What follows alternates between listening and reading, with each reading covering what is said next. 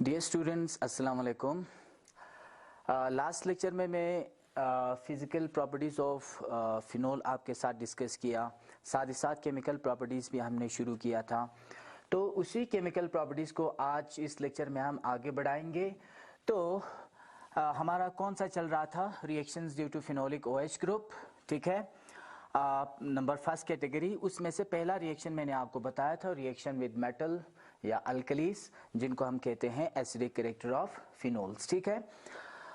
तो बच्चों मैंने वहाँ पे बहुत सारे रिएक्शंस आपके साथ डिस्कस किया था। फिनोल काफ़ी ज़्यादा एसिडिक होती है अल्कोहल से, वो भी मैंने आपके साथ डिस्कस किया।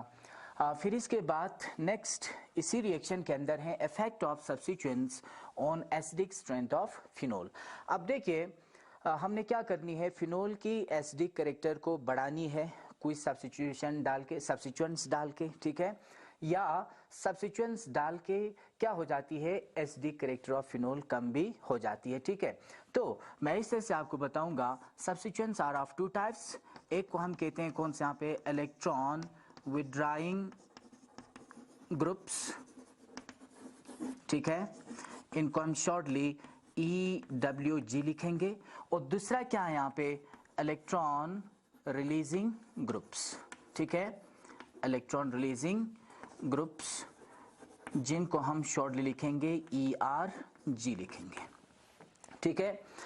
तो देखो बच्चों, कोई भी ग्रुप अगर फिनोक्साइड आयन की, किसकी, फिनोक्साइड आयन की अगर स्टेबिलिटी बढ़ाएगी तो वो ग्रुप क्या करेगा, ओवरऑल एसिडिक कैरेक्टर फिनोल जो है वो ज्यादा करेगा, ठीक है। ऑन द अदर हैंड, अगर कोई भी ग्रुप इस फिनोक्साइड आयन की स्टेबिलिटी कम करेगा, ठीक है, चाहे इलेक्ट्रॉन रिलीजिंग हो या विथड्राइंग हो, कोई भी ग्रुप अगर फिनोक्साइड आयन की स्टेबिलिटी कम करती है तो उस ग्रुप की वजह से क्या होगी, ओवरऑल फिनोल की एसिडिक कैरेक्टर कम हो जाती है, ठीक है। तो हम ये देखेंगे, देखिए जनरली हम ये देखेंगे कि इलेक्ट्रॉन विथड्राइंग ग्रुप क्या करते हैं, फिनोक्साइड आयन की स्टेबिलिटी बढ़ाती है या कम करती है, वो हम देखेंगे, ठीक है। अगर बढ़ाती है तो क्या करेगा, एसिडिक कैरेक्टर फिनोल की बढ़ जाएगी। अगर इलेक्ट्रॉन विथड्राइंग ग्रुप फिनोक्साइड आयन की स्टेबिलिटी कम करती है तो ओवरऑल फिनोल की एसिडिक कैरेक्टर भी कम हो जाती है, ठीक है। तो यहाँ पे मैं इस तरह से ले लूंगा, सपोज ये हमारा क्या है, दिस इज फिनोक्साइड आयन, ठीक है, दिस इज फिनोक्साइड आयन, मैं इस तरह से लिखूंगा। अब यहाँ पे हम कौन सा ग्रुप रखेंगे, हम रखेंगे EWG रखेंगे, इलेक्ट्रॉन विथड्राइंग ग्रुप रखेंगे, ठीक है। यहाँ पे मैं रख लूंगा इस तरह से, देखिए यहाँ पे O इस तरह से नेगेटिव हुआ फिनोक्साइड आयन, और यहाँ पे हम कौन सा ग्रुप रखेंगे, यहाँ पे ERG रखेंगे, ठीक है। इससे पहले मैं थोड़ी बहुत कुछ एग्जांपल्स भी आपको दूं। इलेक्ट्रॉन विथड्राइंग ग्रुप में आप यहाँ पे नाइट्रो रख सकते हैं, NO2, आप यहाँ पे साइनो रख सकते हैं, आप यहाँ पे कार्बोक्सिल ग्रुप रख सकते हैं, एटसेट्रा। बहुत सारे यहाँ पे क्या होती है, इलेक्ट्रॉन विथड्राइंग ग्रुप्स होती है, ठीक है। इलेक्ट्रॉन रिलीजिंग ग्रुप में आप एग्जाम्पल ये रख सकते हैं अल्काइल ग्रुप्स, ठीक है, कौन से यहाँ पे अल्काइल ग्रुप्स आप रख सकते हैं, ठीक है, या एमाइनो ग्रुप NH2 आप रख सकते हैं, ठीक है। तो ये हुआ। अब देखिए जब आप यहां से मान लो आपने नाइट्रो रखा या इलेक्ट्रॉन विथड्राइंग ग्रुप रखा, ठीक है, तो इलेक्ट्रॉन विथड्राइंग ग्रुप हमेशा क्या करते हैं, अपनी तरफ इलेक्ट्रॉन को विथड्रा करती है, ठीक है, बेंजीन से इलेक्ट्रॉन अपनी तरफ खींचती है, ठीक है। उससे क्या होगा, अपने पास या इलेक्ट्रॉन विथड्राइंग ग्रुप के पास स्मॉल नेगेटिव चार्ज आएगी और बेंजीन रिंग के पास क्या होगी, स्मॉल पॉजिटिव होगा, क्योंकि ये अपनी तरफ क्या कर रहे हैं, इलेक्ट्रॉन इस तरह से विथड्रा कर रहे हैं, ठीक है। अब यहाँ पे पॉजिटिव चार्ज आया तो ये क्या करेगा, बेंजीन रिंग को, मैंने पहले आपसे कहा था, लास्ट लेक्चर में डिस्कस किया था कि इलेक्ट्रॉन, बेंजीन रिंग का नेचर हमेशा इलेक्ट्रॉन विथड्राइंग होती है, तो ये क्या करेगा, ये यहाँ से इस तरह से इलेक्ट्रॉन अपनी तरफ खींच लेंगे, ठीक है। तो यहाँ पर ओवरऑल क्या आएंगे, स्मॉल नेगेटिव चार्ज, और यहाँ पे क्या आएंगे, स्मॉल पॉजिटिव चार्ज, ठीक है, यहाँ पे स्मॉल पॉजिटिव चार्ज। क्यों, बिकॉज बेंजीन रिंग ने क्या किया, अब देखिए बेंजीन से इलेक्ट्रॉन विथड्राइंग ग्रुप ने इलेक्ट्रॉन विथड्रा करके ले लिया, आप बेंजीन रिंग कहां से लाएंगे, इस ऑक्सीजन से इलेक्ट्रॉन को अपनी तरफ विथड्रा करेंगे, ठीक है। या मैं इसको इस तरह से लिखूंगा, ये पॉजिटिव नेगेटिव यहाँ से कैंसिल कराएंगे, यहाँ पे क्या आया, नेगेटिव चार्ज आए, स्मॉल नेगेटिव चार्ज, और यहाँ पे क्या आया, स्मॉल पॉजिटिव चार्ज आया, ठीक है। स्मॉल पॉजिटिव चार्ज की वजह से जो यहाँ पे नेगेटिव चार्ज ऑलरेडी है, इसकी मैग्नीट्यूड जो है वो कम हो जाएगी, आएगी, है ना। यहाँ पे पॉजिटिव है तो नेगेटिव क्या करेगा, यहाँ पे कम करेगा, ठीक है। जितनी यहाँ पे नेगेटिव चार्ज कम होगी वो कौन से ग्रुप के पास आएगा, इलेक्ट्रॉन विड्रॉइंग ग्रुप के पास ये नेगेटिव चार्ज इस तरह से चला आएगा। इस किस्म के फिनोमिना को हम क्या कहते हैं, this is called as dispersal of negative charge या डिस्पर्सल ऑफ चार्ज आप इनको कह सकते हैं। तो किसी भी यहाँ पे कहीं पर भी अगर डिस्पर्सल्स ऑफ नेगेटिव चार्ज हो रही है या डिस्पर्सल्स ऑफ इवन पॉजिटिव चार्ज भी हो रही है तो उस वजह से उस चार्जिड पार्टिकल की स्टेबिलिटी क्या होती है, यहाँ पे स्टेबिलिटी हमेशा इंक्रीज हो जाती है। इसका मतलब इलेक्ट्रॉन विड्रॉइंग ग्रुप ने क्या किया, इस फिनोक्साइड आयन की स्टेबिलिटी बढ़ा दिया। कौन से प्रोसेस के तहत, डिस्पर्सल्स ऑफ नेगेटिव चार्ज, ठीक है। तो नेगेटिव चार्ज जो है बिल्कुल यहाँ से यहाँ डिस्पर्स हुआ। तो आप यहाँ पे कह सकते हैं कौन से, यहाँ पे electron withdrawing group withdraws electron, ठीक है, stabilises phenoxide ion and hence increase acidic character of phenol. अगर फिनोल में अगर आप इलेक्ट्रॉन विड्रॉइंग ग्रुप सब्स्टिट्यूट कर लेंगे तो उसकी वजह से क्या होगी, एसिडिक कैरेक्टर जो है फिनोल की क्या होगा, यहाँ पे ज्यादा होगा। अभी मैं कुछ एग्जांपल्स यहाँ पे ले लूंगा इनका, ठीक है। तो पहले मैं आपको ये एक्सप्लेन कर लूंगा। अब यहाँ पे क्या है, इलेक्ट्रॉन रिलीजिंग ग्रुप है। इलेक्ट्रॉन रिलीजिंग ग्रुप क्या करते हैं, ये इलेक्ट्रॉन रिलीज करती है इसको। तो यहाँ पे क्या आया, स्मॉल नेगेटिव चार्ज, ठीक है, और यहाँ पे क्या आया, खुद के पास स्मॉल पॉजिटिव चार्ज, ठीक है। अब यहाँ पे इलेक्ट्रॉनिकली बहुत ज्यादा इलेक्ट्रॉनिकली रिच हुआ। अब ये किसको इलेक्ट्रॉन देने लगेंगे, अब ये ऑक्सीजन को इलेक्ट्रॉन दे देगा, ठीक है। तो यहाँ पे क्या आएगी, स्मॉल नेगेटिव चार्ज। अब देखो बच्चों, यहाँ पे ऑलरेडी नेगेटिव चार्ज था, यहाँ पे ऑक्सीजन के पास, ठीक है, फिनोक्साइड आयन के ऑक्सीजन के पास ऑलरेडी नेगेटिव चार्ज था। अब यहाँ से स्मॉल नेगेटिव चार्ज यहाँ से आया तो यहाँ पे क्या हुआ, नेगेटिव की मैग्नीट्यूड जो है, मैग्नीट्यूड ऑफ नेगेटिव चार्ज यहाँ पे बहुत ज्यादा हुआ, ठीक है। इस किस्म के फिनोमिना को कहते हैं इंटेंसिफिकेशन ऑफ नेगेटिव चार्ज, ठीक है। अब यहाँ पे क्या हो रही है, नेगेटिव चार्ज यहाँ पे हद से ज्यादा हो रही है या बढ़ रही है, ठीक है। तो जहाँ कहीं पर भी इंटेंसिफिकेशन ऑफ चार्ज हो रही हो, चाहे नेगेटिव हो रही हो चाहे पॉजिटिव हो रही हो, उसकी वजह से हमेशा क्या होती है, इस चार्जिड पार्टिकल की स्टेबिलिटी हमेशा डिक्रीज होती है, ठीक है। तो मैंने आपको पहले कहा कि कोई भी सब्स्टिट्यूएंट अगर फिनोक्साइड आयन की स्टेबिलिटी बढ़ाती है, ठीक है, तो हमेशा क्या बढ़ाएगा, फिनोल की ओवरऑल एसिडिक कैरेक्टर बढ़ाएंगे। अगर कोई भी सब्स्टिट्यूएंट फिनोक्साइड आयन की स्टेबिलिटी कम करती है तो उसकी वजह से क्या होगी, ओवरऑल एसिडिक कैरेक्टर जो है फिनोल की क्या होगी, कम होगा, ठीक है। अब देखिए यहाँ पे मैं कुछ एग्जाम्पल्स आपको इस तरह से लूंगा, जैसे इलेक्ट्रॉन विड्रॉइंग के केस में मैं नाइट्रो ग्रुप लगा दूंगा। सपोज ये आपका क्या है, this is phenol, simple phenol. अब यहाँ पे मैं इस तरह से रख लूंगा, कौन से यहाँ पे OH और यहाँ पे रख लेंगे इस तरह से NO2। This is called as nitrophenol, ठीक है। ये हुआ कौन से, नाइट्रोफिनोल। तो नाइट्रोफिनोल की क्या होगी, नाइट्रोफिनोल की एसिडिक कैरेक्टर जो है किससे ज्यादा होगा, फिनोल से ज्यादा होगी, ठीक है, क्योंकि ये कौन सा ग्रुप है, it is electron withdrawing group. Similarly अगर आप इस तरह से लिखेंगे, देखिए ये आपका फिनोल है और फिनोल पे हम इलेक्ट्रॉन रिलीजिंग ग्रुप रखेंगे, ठीक है, यहाँ पे OH और यहाँ पे मैं इस तरह से रख लूंगा CH3, ठीक है। इनको हमेशा हम क्या कहते हैं, फिनोल में जब भी CH3 ग्रुप होती है उनको हम कहते हैं क्रिसोल, ठीक है। तो क्रिसोल हमेशा मेथाल जो है इलेक्ट्रॉन रिलीजिंग ग्रुप है, उसकी वजह से फिनोल की एसिडिक कैरेक्टर कम होगी, फिनोक्साइड आयन की स्टेबिलिटी कम हो जाती है, इसलिए इसकी एसिडिक कैरेक्टर फिनोल से क्या होती है, यहाँ पे कम होती है, ठीक है। तो इस तरह से आप लिख सकते हैं बच्चों। अब देखिए यहाँ पे देखिए अब थोड़ी बहुत यहाँ पे इसके बारे में थोड़ी बहुत मैं आपको बता दूंगा। अब इस नाइट्रो को अगर मैं 1,2 पे रखता हूँ, यहाँ पे 1,2, तो इसको कहेंगे आर्थो, ठीक है। मैं यहाँ पर भी रख सकता हूँ मेटा पे, जिनको कहते हैं 1,3 मेटा। मैं यहाँ पर भी 4th पोजीशन पर भी रख सकता हूँ, जिनको हम कहते हैं कौन से, यहाँ पे पैरा। तो आपके पास ये नाइट्रोफिनोल जो है 3 किस्म के बन सकते हैं। जैसे एक बनेगा आपके पास कौन से, यहाँ पे इस तरह से OH, यहाँ पे बनेंगे NO2, this is called as meta nitrophenol, ठीक है, आपने याद रखनी है। फिर इसके बाद दूसरा आइसोमर इस तरह से बना दूंगा मैं, कौन से, OH, यहाँ पे रखेंगे NO2, ठीक है। तो इसको आप क्या कहेंगे, मेटा नाइट्रोफिनोल कहेंगे, ठीक है। एक और आप यहाँ पे बना सकते हैं इस तरह से, कहाँ पे रखेंगे, OH, इसको मैं रखूंगा इस तरह से NO2 पैरा पोजिशंस पे, ठीक है। इसको आप क्या कहेंगे, पैरा नाइट्रोफिनोल कहेंगे, ठीक है। और ऊपर से हमारा क्या है यहाँ पे इस तरह से फिनोल भी है OH, ठीक। अगर मैं इसको A मान लूंगा, फिर इसके बाद B मान लूंगा, फिर इसके बाद इसको मेटा वाले को C और यहाँ पे इस तरह से D।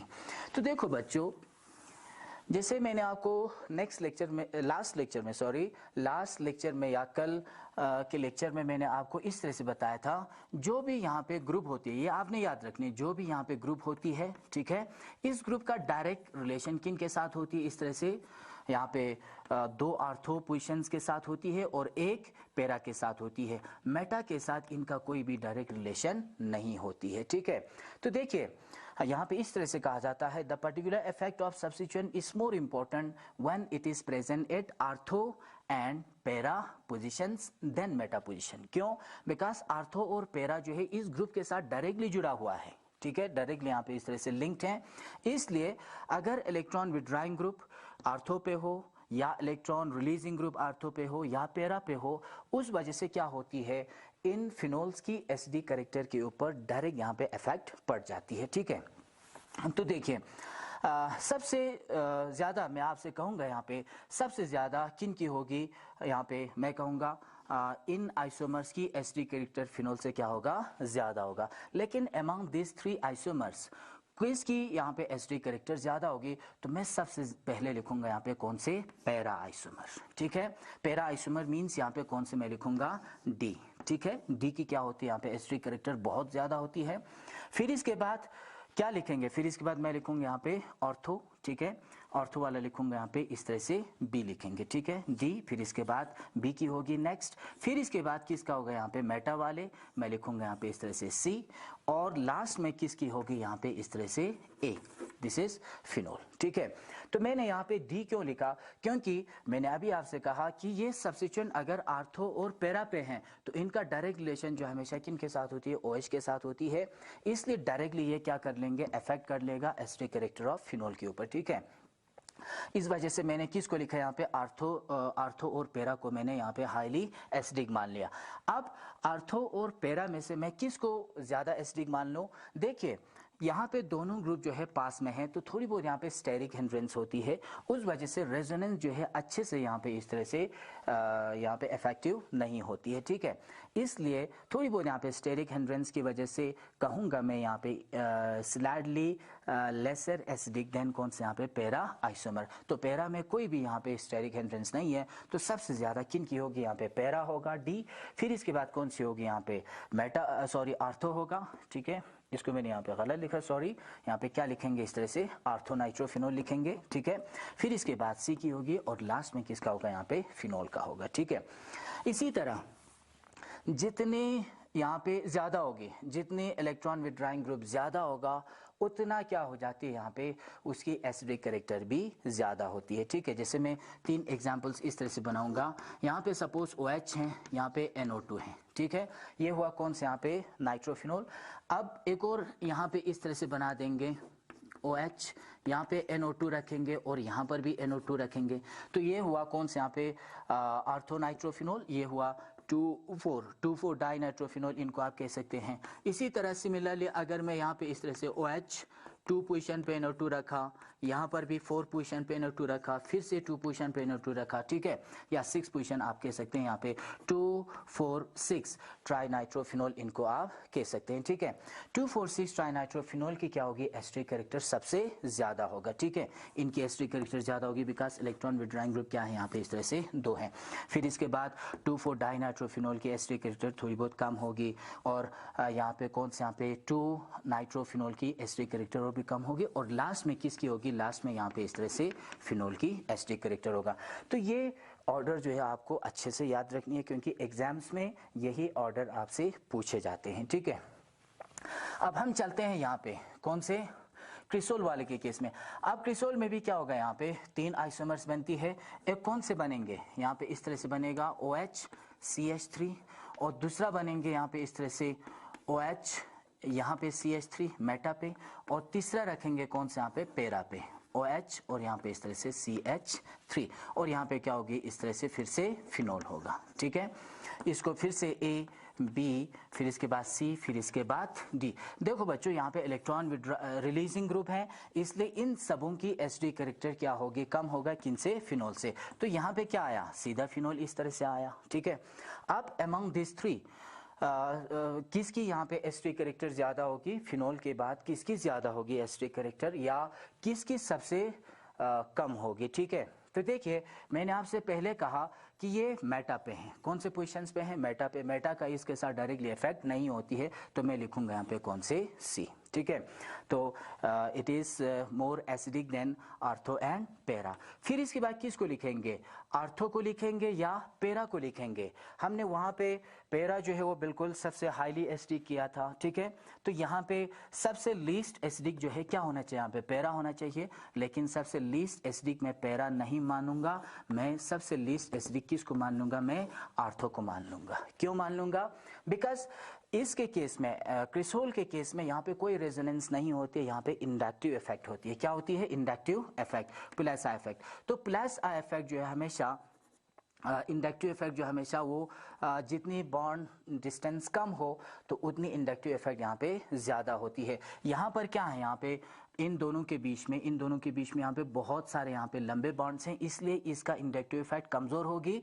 इस मिथाइल ग्रुप की इंडक्टिव इफेक्ट जो है OH ग्रुप के ऊपर क्या होगी, बहुत ज़्यादा होगा। तो इसलिए हमेशा सबसे लीस्ट एसिडिक जो है कौन सा बनता है, यहाँ पे पैरा नहीं बनता है, आपने गलत नहीं करना है। सबसे लीस्ट एसिडिक कौन सा बनता है, आपका आर्थो बनता है। तो ये हुआ, this is the effect of substitution on acidic strength of phenol. अब ना अच्छे से ये ऑर्डर जो है याद रखनी है। फिर इसके बाद नेक्स्ट जो हमारा रिएक्शन बनता है, reaction number second, reaction with zinc dust. ठीक, तो देखो बच्चों, अगर आप फिनोल को हीट करेंगे, when phenol is heated with zinc dust, ठीक है, हीट कर लेंगे इस तरह से, तो क्या बन जाती है यहाँ पे इस तरह से, टोटली यहाँ पे ये वाला बॉन्ड टूट जाती है। ठीक है, ऑक्सीजन जिंक के साथ चला जाएगा, जिंक ऑक्साइड बन जाएंगे, और हाइड्रोजन जो है यहाँ पे इस तरह से आ जाएगी। तो इसलिए क्या बनते हैं यहाँ पे, इस तरह से बेंजीन बन जाती है। इसको आप कह सकते हैं this is to some extent reduction of phenol, आप इनको कह सकते हैं। ठीक है, when phenol is treated with या is heated with zinc dust, it gives benzene. ठीक है, तो ये रिएक्शन जो है आपने याद रखनी है।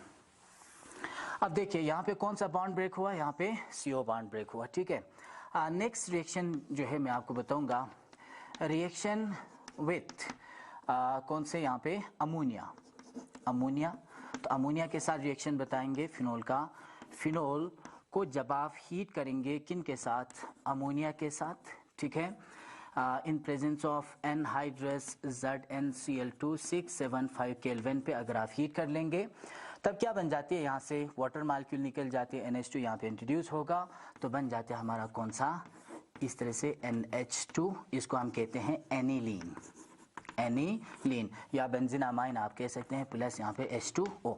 सिर्फ फिनोल के अंदर यही दो रिएक्शंस हैं जिनके अंदर कौन सी यहाँ पे बॉन्ड टूट जाती है, फिनोल से CO बॉन्ड टूट जाती है। ठीक है, बाकी कोई भी ऐसा यहाँ पे फिनोल जो है केमिकल रिएक्शंस नहीं देता जहाँ पे CO बॉन्ड जो है टूट जाती है। क्यों नहीं टूटती है, बिकॉज आपने रेजोनेटिंग स्ट्रक्चर्स में देखा, लास्ट लेक्चर में मैंने आपको बताया था कि यहाँ पे लोन पेयर ऑफ इलेक्ट्रॉन होने की वजह से CO बॉन्ड में क्या आती है, यहाँ पे पार्शियल डबल बॉन्ड कैरेक्टर आती है। तो इसलिए हमेशा फिनोल में CO बॉन्ड जो है वो इजीली क्लीवेज नहीं होती है। सिर्फ ये दो पर्टिकुलर रिएक्शंस आपने याद रखना है। Reaction number third, reaction with ammonia.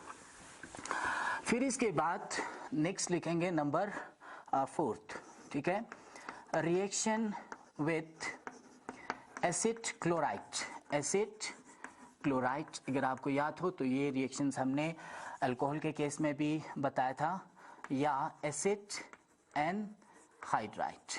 ठीक है बच्चों, इस रिएक्शन को क्या कहते हैं, एसाइलेशन आप इनको कह सकते हैं, या आप कह सकते हैं कौन से, एसिटाइलेशन। एसिटाइलेशन,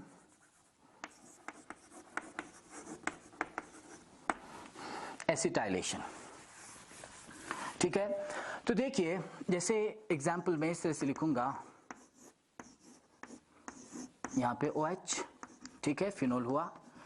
अब फिनोल के हम रिएक्शन करेंगे किन के साथ, जैसे एग्जाम्पल में मैं इस तरह से ले लूंगा CH3C डबल बॉन्ड OCl, इनको आप कह सकते हैं एसिटाइल क्लोराइड, एसिटाइल क्लोराइड, या इनको ऑफ इथेनॉल क्लोराइड भी आप इनको कह सकते हैं, ठीक है, आईयूपैक नोमेनक्लेचर में। तो देखिए बच्चों, यहाँ से ब्रेक होंगे, यहाँ से ब्रेक होगा इन प्रेजेंस ऑफ pyridine बेस, जैसे हमने आपको बताया था वहाँ पे अल्कोहल के केस में, ठीक है, वही रिएक्शन आपने यहाँ पे फिर से लिखनी है, pyridine बेस। तो क्या निकल जाएंगे, -HCl यहाँ से निकल जाएगा और ये एसिटाइल ग्रुप जो है यहाँ पे इस तरह से इंट्रोड्यूस होगा, ठीक है। तो कौन से यहाँ पे कंपाउंड बन जाएंगे, इस तरह से मैं लिखूंगा C, है ना, यहाँ पे यहाँ पे ऑक्सीजन है इस तरह से, ये वाला ऑक्सीजन, फिर इसके बाद किसके साथ जुड़ जाएंगे, इस कार्बन के साथ जुड़ेंगे, यहाँ पे C डबल बॉन्ड O लिखूंगा मैं इस तरह से CH3, ठीक है। तो इसको आप क्या कह सकते हैं, this is called as phenyl acetate, आप इनको कह सकते हैं, ठीक है, phenyl acetate. This is ester, क्या है बच्चों, ये एस्टर हैं। तो अगर आप नोमेनक्लेचर कर लेंगे, यहाँ पे एक, यहाँ पे इस तरह से दो, ठीक है, तो इसको आप क्या कह सकते हैं, फिनाइल एसीटेट आप कह सकते हैं, या इनको आप सब्स्टिट्यूएंट ये लिखेंगे फिनाइल इथेनोएट, आप इनको कह सकते हैं, क्या लिख सकते हैं यहाँ पे, फिनाइल एथ, है ना, ANOAT, फिनाइल इथेनोएट, आप इनको इस तरह से नोमेनक्लेचर में लिख सकते हैं, ठीक। यही फिनोल के साथ आप किसकी रिएक्शन कर लेंगे, एसिड एनहाइड्राइड के साथ, CH3C double bond O C double bond O CH3, alcohol का बिल्कुल सेम है बच्चों, आपने याद रखना है, एसिटिक एनहाइड्राइड इनको हम कहते हैं, क्या कहते हैं, एसिटिक एनहाइड्राइड। तो इन प्रेजेंस ऑफ क्या डालेंगे, small amount of sulphuric acid, ठीक है।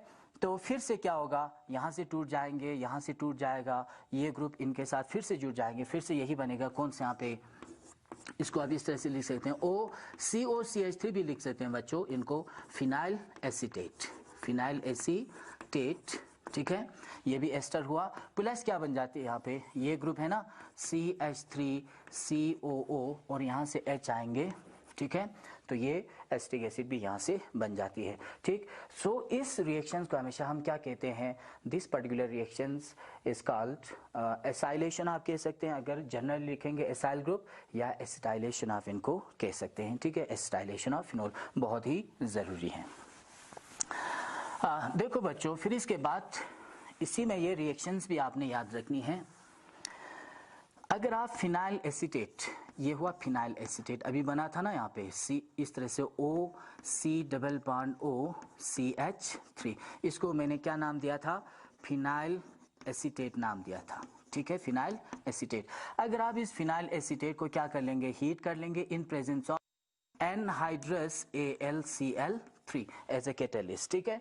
तो कहते हैं ये एसिटाइल ग्रुप जो है ना, माइग्रेट कर जाती है फ्रॉम फिनोलिक ऑक्सीजन से आइदर कौन से यहाँ पे, आर्थो पे या पैरा पोजिशंस पे। तो आपके पास दो आइसोमर बनेंगे इस तरह से, फॉर्मिंग यहाँ पे OH होगा, क्योंकि यहाँ से हाइड्रोजन यहाँ चला जाएगा, और ये एसिटाइल ग्रुप जो है यहाँ पे आएंगे C double bond O CH3, plus दूसरा आइसोमर इस तरह से बन जाएंगे यहाँ पे OH, इसको आप लिख सकते हैं C double bond O CH3, और ये हमेशा क्या है बच्चों, इसको आप कह सकते हैं आर्थो हाइड्रोक्सी केटून या एसिटोफिनोन, इस तरह से मैं लिखूंगा इसका नाम, आर्थो हाइड्रोक्सी एसिटोफिनोन कहते हैं, एसिटोफिनोन, और इसको आप क्या कह सकते हैं, this is para hydroxy acetophenone कहते हैं, ठीक है। मीन्स आपके पास क्या बना, आर्थो पैरा हाइड्रोक्सी केटून जो है आपके पास बन जाती है। इस किस्म के रिएक्शंस को हम क्या कहते हैं, फ्राइस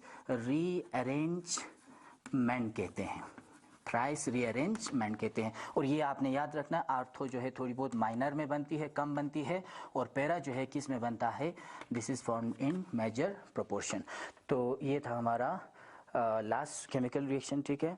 तो आज हम यहीं पे रोकते हैं, नेक्स्ट लेक्चर में फिर मिलेंगे, थैंक यू।